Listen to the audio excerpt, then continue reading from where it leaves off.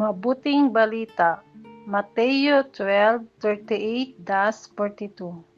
Ang mabuting balita ng Panginoon ayon kay San Mateo. Noong panahong iyon, sinabi ng ilang iskriba at pariseyo kay Jesus, "Guro, maaari po bang pagpakitaan ninyo kami ng tanda mula sa langit?" Sumagot si Jesus, "Lahing masama at di tapat sa Diyos.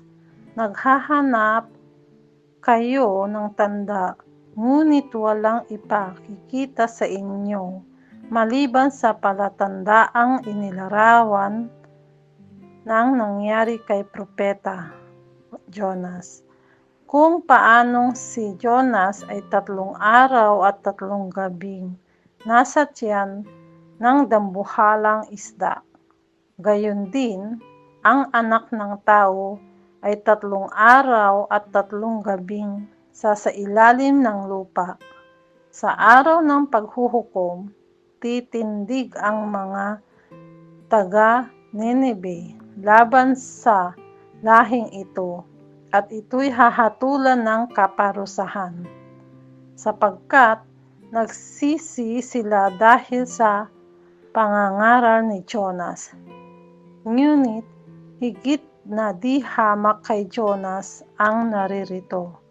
Sa araw na yaon, titindig ang reyna ng timog laban sa lahing ito, at ito'y hahatulan ng kaparusahan, sapagkat nanggaling siya sa dulo ng daigdig upang pakinggan ang karunungan ni Solomon.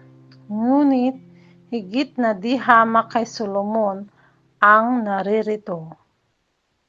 Ang mabuting balita ng Panginoon.